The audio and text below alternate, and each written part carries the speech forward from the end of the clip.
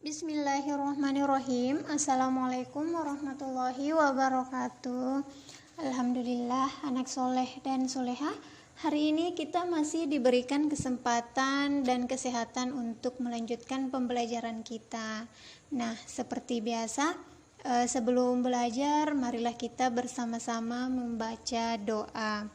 Bismillahirrahmanirrahim. Rabbi zidni ilma warzuqni fahman. Amin.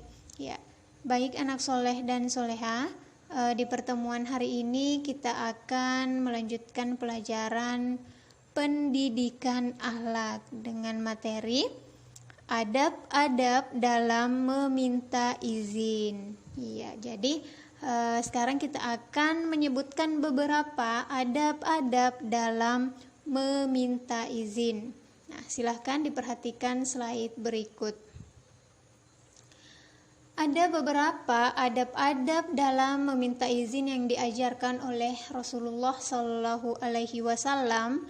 Yang pertama yaitu mencari waktu yang tepat untuk meminta izin. Nah, ini seperti apa? Iya, jadi misalnya kita ingin berkunjung di rumah kerabat. Nah, oleh karena itu kita harus mencari waktu yang tepat untuk mengunjungi rumah kerabat tersebut agar supaya kita tidak mengganggu waktu istirahat pemilik rumah itu. Kemudian yang kedua, mengetuk pintu rumah orang yang dikunjungi dengan lembut. Nah, anak soleh dan soleha ketika sudah sampai di rumah kerabatnya, usahakan agar tidak mengetuk pintu tersebut dengan keras, tapi harus dengan lembut. Iya, seperti itu. Kemudian yang ketiga, minta izin dilakukan sampai 3 kali. Apabila tidak dijawab atau tidak diizinkan, maka hendaklah kembali atau pulang. Jadi, ketika anak soleh dan soleha sudah sampai di rumah kerabatnya, kemudian mengetuk pintu sampai 3 kali, tapi belum ada yang menjawab, belum ada yang membuka pintu, maka hendaklah kembali atau pulang ke rumahnya dengan hati yang lapang. Jangan pulang dengan marah-marah. Nah, itu tidak boleh, ya. Baik, yang keempat, tidak menghadapkan wajah ke pintu rumah yang diketuk agar tidak melihat sesuatu yang tidak disukai oleh tuan rumah apabila dilihat orang lain. Jadi, anak soleh-soleha, ketika mengetuk pintu, jangan menghadapkan wajah ke pintu rumah tersebut. Nah, kenapa seperti itu? Agar kita sebagai tamu tidak langsung melihat perkara-perkara yang ada di dalam rumah tersebut yang seharusnya tidak boleh dilihat. Nah, maka dari itu kita tidak boleh menghadapkan wajah kita ke pintu rumah. Tapi seperti apa contohnya? Nah, misalnya kita mengetuk pintu tapi kita berada di sisi kanan atau di sisi kiri pintu. Iya, seperti itu. Kemudian yang kelima, mengucapkan salam terlebih dahulu sebelum meminta izin untuk memasuki rumah. Jadi, kita harus mengucapkan salam terlebih dahulu, kemudian meminta izin apakah kita dibolehkan untuk masuk atau tidak. Nah, ini Rasulullah Shallallahu Alaihi Wasallam bersabda, Qul assalamu alaikum a'adkhul. Nah, artinya katakanlah kepadanya, assalamualaikum, bolehkah aku masuk? Ya, jadi itu tadi, kita harus mengucapkan salam terlebih dahulu, kemudian meminta izin, bolehkah saya masuk? Nah, seperti itu. Kemudian selanjutnya yang kelima, jika tuan rumah menanyakan nama, maka jawablah dengan menyebutkan nama dan kunyah atau nama dimulai dengan abu atau ummunya. Jangan menjawab dengan perkataan aku. Nah, jadi ini. Misalnya tuan rumah tersebut menanyakan namanya siapa, maka kita harus menyebutkan nama. Misalnya Imam, saya Imam. Nah, tapi kita tidak boleh hanya mengucapkan atau mengatakan aku saja, itu tidak boleh, tapi harus menyebutkan nama. Iya, saya Imam. Nah, seperti itu. Nah, kemudian yang keenam, jika diperintahkan untuk pulang, maka hendaklah dengan lapang dada. Nah, jadi ketika tuan rumahnya memerintahkan untuk kita pulang, maka segeralah kita pulang dengan hati yang lapang. Jangan ketika tuan rumah meminta kita untuk pulang, kita justru atau kita malah marah-marah kepadanya. Itu tidak boleh. Nah, ini berdasarkan firman Allah Ta'ala dalam Quran Surah An-Nur ayat 28 yang artinya, dan jika dikatakan kepada kalian, kembali sajalah, maka hendaklah kalian kembali, karena itu lebih bersih bagi kalian. Jadi ternyata perintah itu atau pernyataan itu terdapat di dalam Quran Surah An-Nur ayat 28 ya.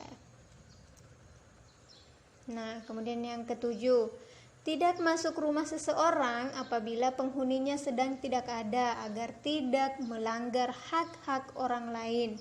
Jadi ketika kita sudah mengetuk pintu sampai 3 kali, namun belum ada yang menjawab, tapi misalnya pintunya agak terbuka sedikit, nah itu tetap kita tidak boleh masuk ketika belum diizinkan. Kemudian kita tidak boleh mengintip-ngintip. Misalnya kita lihat di situ, oh pintunya terbuka sedikit.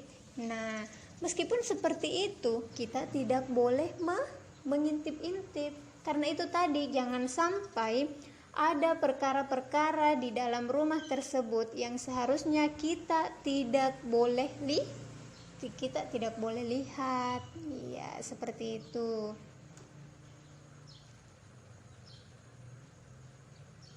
Nah, kemudian selanjutnya tempat-tempat yang dianjurkan untuk meminta izin.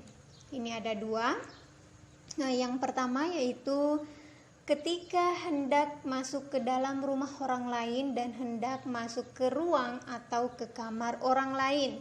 Nah, ini. Jadi tadi sudah dijelaskan bahwa sebelum kita masuk, yang pertama kita harus mengucapkan salam, kemudian meminta izin apakah boleh masuk. Nah, kemudian selanjutnya ketika kita hendak memasuki ruangan yang lain, misalnya ketika kita sudah masuk di dalam rumah tersebut, nah kemudian kita ingin memasuki ruangan yang lain, misalnya ke dapur atau kemana lah, nah itu kita harus meminta izin. Apabila tidak diizinkan, maka jangan mengunjungi ruang-ruang tersebut. Ya, jadi seperti itu. Ada 2 hal atau ada 2 bagian, yaitu adab-adab dengan tempat-tempat yang dianjurkan untuk meminta izin. Mudah-mudahan anak soleh dan soleha dapat memahaminya. Kemudian selain dipahami, itu harus diaplikasikan dalam kehidupan sehari-hari. Nah, baik. Untuk tugasnya silahkan diperhatikan slide berikut ini.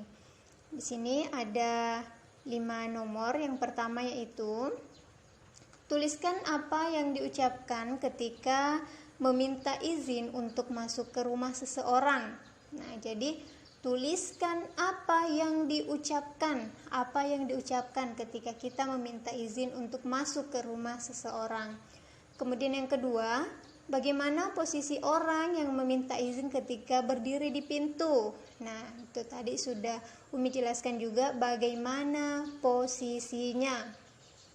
Yang ketiga, Sebutkan tempat-tempat yang dianjurkan untuk meminta izin. Ya, mohon maaf huruf I-nya hilang ya. Ya, sebutkan tempat-tempat yang dianjurkan untuk meminta izin.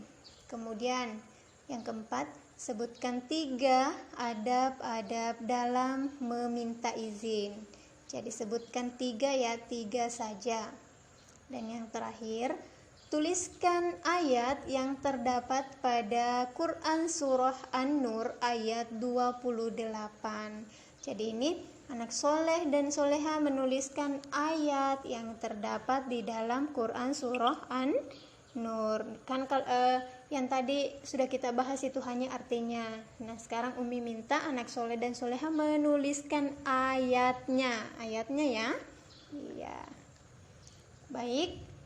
Terima kasih dan semangat belajar di rumah. Wassalamualaikum warahmatullahi wabarakatuh. Bismillahirrahmanirrahim. Assalamualaikum warahmatullahi wabarakatuh. Alhamdulillah anak soleh dan soleha, hari ini kita masih diberikan kesempatan dan kesehatan